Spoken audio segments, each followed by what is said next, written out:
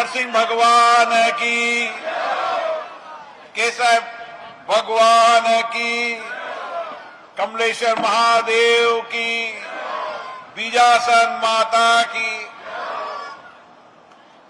ये क्षेत्र आध्यात्मिक धर्म और संस्कृति का क्षेत्र है। जहां धर्म होता है संस्कृति होती है। और आज तो निर्जला एकादशी है, वहां की जनता भी सत्य और नैतिकता पर चलती है। और इसीलिए भगवान केशव भगवान की कृपा हम पर है और उनकी कृपा से आने वाले समय के अंदर केशरायपाटन विधानसभा समृद्धि और खुशहाली के अंदर अपने रिकॉर्ड को कायम करेगी।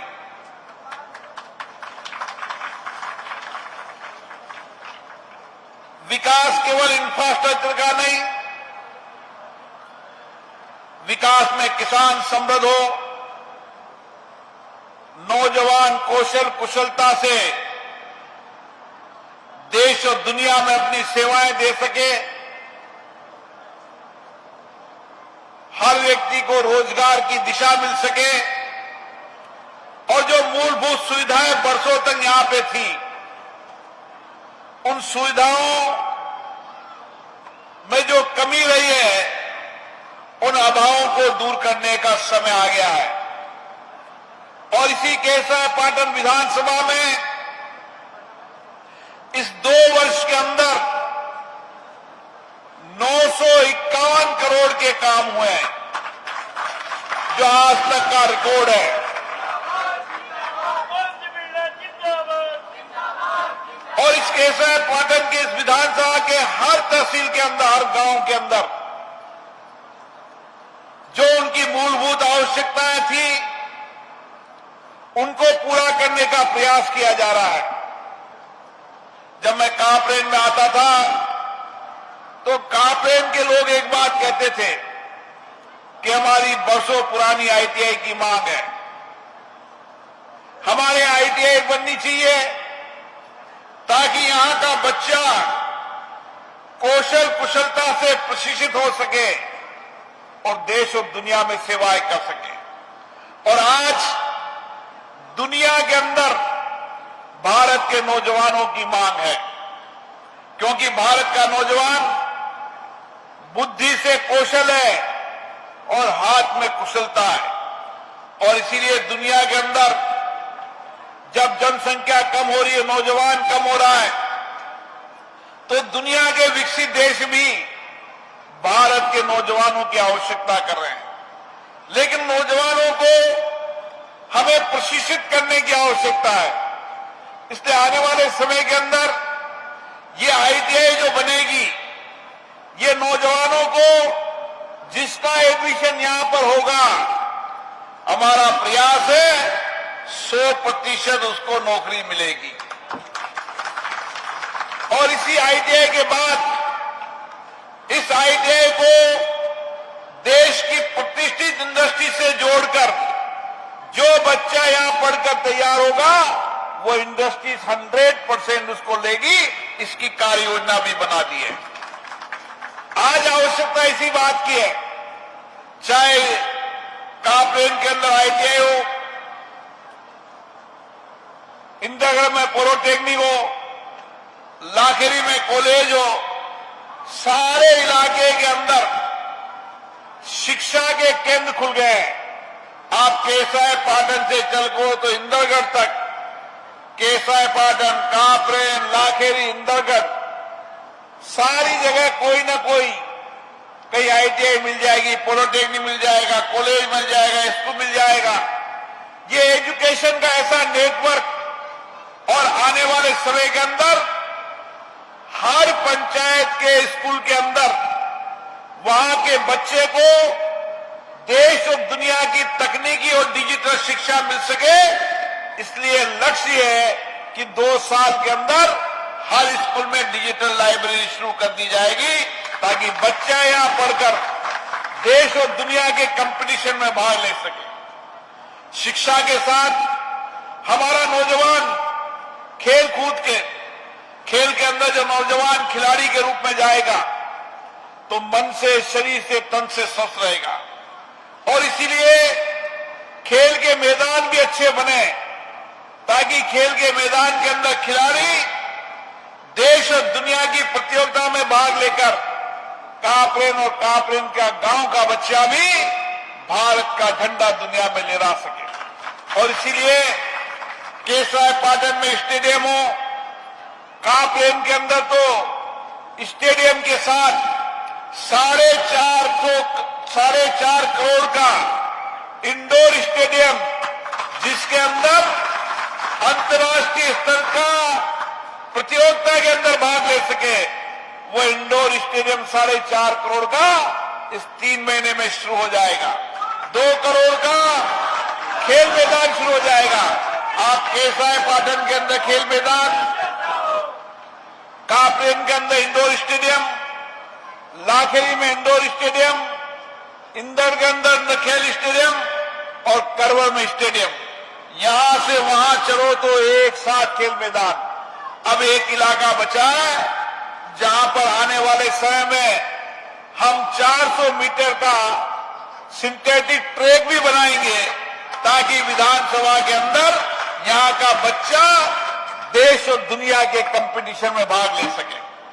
इसलिए चाहे शिक्षा हो, खेल का मैदान हो और उसी तरीके से चिकित्सा, आने वाले समय के अंदर इसी अगले महीने जुलाई के अंदर 13.5 करोड़ की लागत से यहां का सामुदायिक चिकित्सालय का काम शुरू कर देंगे। ये प्रथम चरण है, अभी 30 बेड का है। पूरा बनने के बाद जैसे ही पूरा बनने की कतार पे होंगे उसका 20 बेड और बढ़ाकर इसी कार्यकाल के अंदर उसको 50 बेड का हॉस्पिटल बना देंगे। तो केसराय पाटन, कापरेन, लाखेरी, इंदरगढ़, इस सारे इलाके के अंदर चिकित्सा का ऐसा नेटवर्क जमाएंगे कि आने वाले हर पंचायत के अंदर प्राथमिक स्वास्थ्य केंद्र हो, 3 पंचायत 4 पंचायत में सामुदायिक भवन हो और उससे भी ज्यादा हर घर में जाकर हर व्यक्ति का उसके घर के दरवाजे पर चलता फिरता अस्पताल जाएगा और 27 तरह की जांच होगी और मेडिकल चेकअप होगा ताकि हर व्यक्ति स्वस्थ रहे। और जहां पर उस जांच के अंदर कोई गंभीर बीमारी लगी तो कोटा, जयपुर, दिल्ली, बॉम्बे, जहां उसकी आवश्यकता होगी, कितनी भी गंभीर बीमारी होगी, उस व्यक्ति को स्वस्थ रखना भी हमारी जिम्मेदारी है। और मेरा मानना है स्वस्थ रखने से बड़ी कोई काम नहीं हो सकता। और इसीलिए मेरा आपसे इतना निवेदन है कि हमारी योजना के अंदर जब हर घर के अंदर आपका चलता फिरता अस्पताल आए तो मेडिकल डॉक्यूमेंट के साथ आपकी सारी जांच रिपोर्ट आपके हाथ में रहेगी। आपकी उस हाथ के मेडिकल रिपोर्ट में कभी भी कोई डॉक्टर के पास 6 महीने बाद कुछ आपको गड़बड़ लगी तो आप उसमें डिजिटल कार्ड से दबाओगे, 6 महीने पहले रिपोर्ट क्या थी, अब क्या क्या पैरामीटर चेक हुआ, ताकि इलाज करने वाला डॉक्टर समझ सके 6 महीने पहले ये स्थिति थी और 6 महीने बाद ये स्थिति हुई तो उसके बाद कर रहे हैं। इसलिए हमारी कोशिश है कि कोटा में हो, बूंदी में हो, वहां पर मल्टी स्पेशलिस्ट हॉस्पिटल भी अच्छा बने। आने वाले समय के अंदर 2 साल के अंदर निजी कंपनियों के माध्यम से सामाजिक सेवाओं के लिए एक कैंसर हॉस्पिटल भी 200 करोड़ का बनेगा ताकि कैंसर को पेशेंट को जयपुर, दिल्ली, राज्य जाना पड़े।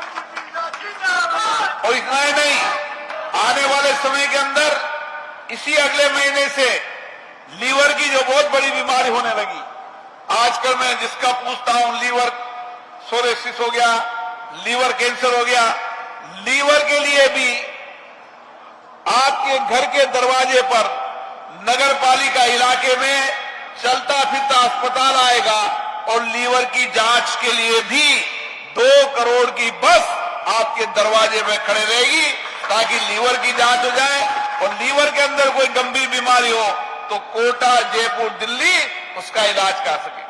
हमारी कोशिश केवल नाली पटान तक नहीं है। नाली पटान हमारी आवश्यकता है, लेकिन व्यक्ति के जीवन में जो जो आवश्यकता है उन सारी आवश्यकताओं को पूरा करें।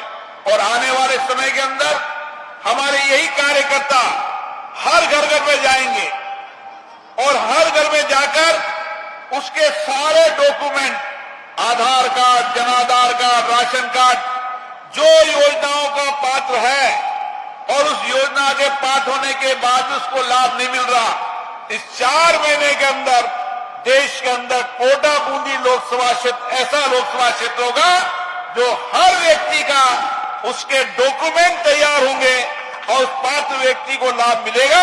ये भी हमारा लक्ष्य है।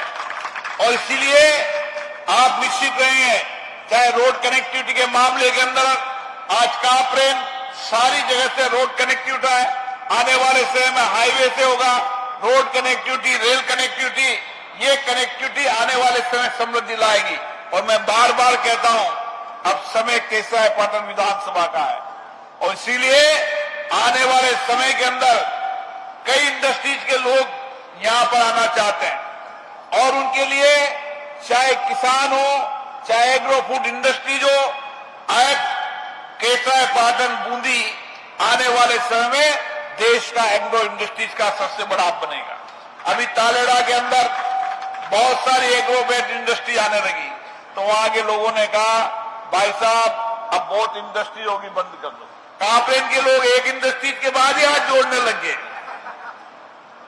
तो सवाल ये कि इंडस्ट्री लाते हैं, उसके साथ आईटीआई जुड़ेगी, आईटीआई के साथ रोजगार जुड़ेगा और लोगों को स्किल करना पड़ेगा, किसान की जिंदगियों को बदलना पड़ेगा।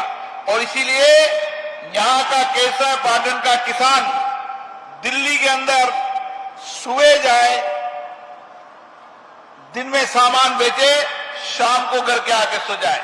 4 घंटे के अंदर, अभी कोई रोड खराब है, मैं अभी उस रोड पे आया तो नहीं, पर मुझे बताया कि रोड खराब है, इस 6 महीने के अंदर सारे रोड बढ़िया हो जाएंगे और केसरापाटन का इलाका का व्यक्ति उसकी सारी कनेक्टिविटी दिल्ली की आजाद मंडी और देश की बंबई की बड़ी मंडियों से जोड़ देंगे, ताकि क्या चीज की आवश्यकता है और कैसे बेचा जा सकता है, यहां बैठे बैठे हुए टेलीफोन पे बात करेगा, गाड़ी बढ़ेगा और सुबह 8 बजे बेचकर 12 बजे चलेगा और घर पे आकर सो जाएगा। इसलिए रोड कनेक्टिविटी भी समृद्धि लाती है। साथियों, आपने बहुत विश्वास भरोसा किया है। अभी मुझे कापरेन के अंदर कुछ प्रजापति समाज की महिलाएं मिली थी कि हमारे पट्टे नहीं मिल रहे। आप निश्चित रहे, उसी समय डायरेक्शन दे दिए, आप सबके पट्टे मिलेंगे। इस कापरेन के अंदर जिन जिन के लोगों के पट्टे नहीं मिले हैं, इसी कैंप के अंदर पट्टे मिलेंगे और दुरुस्ती करनी होगी, दुरुस्त होगी, ताकि हर व्यक्ति को मकान मिले। हम गरीब के मकान को कभी नहीं उजाड़ना चाहते। हर गरीब का मकान सुरक्षित है, हर गरीब के मकान को पट्टा मिले और वह अच्छी कुशलतापूर्ण जिंदगी जी सके। इसलिए हमारे प्रधानमंत्री जी ने प्रधानमंत्री आवास हो, हर घर में पीने का पानी हो, बिजली हो, गैस कनेक्शन हो, शौचालय हो, सारे इंफ्रास्ट्रक्चर को जोड़ के काम किया है। आज समृद्धि खुशहाली लाने का काम कर रहे हैं। आने वाले समय के अंदर किसान हो, मजदूर हो, उसकी जिंदगियां कैसे बेहतर किया जा सकता है, उसके लिए लगातार काम करते हैं। अभी परसों में दिल्ली के अंदर बैठा था, दिल्ली के अंदर मैंने देखा कि किस तरीके से कोटा बूंदी के अंदर दुर्घटनाएं होती है। 18 साल का, 19 साल का नौजवान बच्चा चलती मोटरसाइकिल में दुर्घटना में एक्सपायर होता, पूरा घर का दीपक जल जाता है। हमने कहा कि एक घर का दीपक भी जलता है, पूरा परिवार नहीं, पूरा समाज की पीड़ा होती है। इसलिए आने वाले समय में दुर्घटना कैसे कम की जा सकती है, उसके लिए जन सहयोग से आंदोलन चलाएंगे और पहली बार 50% दुर्घटनाओं को रोकने के लक्ष्य से काम करेंगे, ताकि हमारे नौजवानों को सुरक्षित बचा सके। और इसीलिए आप सब लोग जिस प्यार स्नेह से काफी देर से इंतजार कर रहे हैं, आप निश्चित हैं यहाँ के चाहे नाला हो, चाहे यहाँ की नंदीशाला हो, चाहे पुलियाओं का निर्माण हो, अब काम चलते रहते हैं। कुछ काम डिले हो गया हो, कुछ हो गया है, लेकिन आप निश्चित मानो जो आप कागज देते हो और जो कागज देते हो वो हमारे लिए आपकी आकांक्षा है और वो हमारे लिए वो पाती है जिसको हम पूरा करने का काम करें। कोई काम आज होता है, कोई 6 महीने बाद होती है, कोई साल भर होता है, समय जरूर लग जाता है, लेकिन आपके हर कागज को आपने 10 मिनट पहले कागज दिया, 10 मिनट में उसका परिणाम लाने की कोशिश करते हैं। कोई कागज में 1 महीने लग जाता है, 6 महीने लग जाता है, साल भर लग जाता है, लेकिन हर कागज में अगर आप टेलीफोन नंबर लिखोगे, पता लिखोगे, तो आप निश्चित रूप से जवाबदेही के साथ आपको उत्तर मिलेगा। लेकिन टेलीफोन नंबर नहीं लिखोगे तो किसको जवाब दें? इसलिए हर कागज में नाम, पता, टेलीफोन नंबर लिखो। जब तक वह काम नहीं होगा वह कागज आपके लिए निश्चित रूप से लगातार उससे फॉलोअप चलता रहेगा और उसका कागज पूरा काम हो जिस लक्ष्य से हम काम कर रहे हैं। एक जवाबदेही, उत्तरदायी राजनेता होना चाहिए जो जवाबदेही के साथ काम करे, उत्तरदायी के साथ काम करे। क्योंकि मैं लोकसभा का स्पीकर हूं और लोकसभा स्पीकर के नाते मेरी जिम्मेदारी होती है कि मेरा जनप्रतिनिधि जनता के प्रति कितनी जवाबदेही है, उत्तरदायी है। अगर लोकसभा का स्पीकर ही जवाबदेही, उत्तरदायी नहीं होगा तो वो लोगों को वह क्या जवाब देगा? इसलिए मेरी जिम्मेदारी है कि मैं वह जो काम अन्य सांसद नहीं कर रहे उसको और बेहतर करने का काम करूं, ताकि वहां को बता सकूं कि ये काम कर हमें लोगों की जिंदगी को बेहतर करने का काम करना है। आप सब काफी देर से शाम को 5 बजे से इंतजार कर रहे हैं।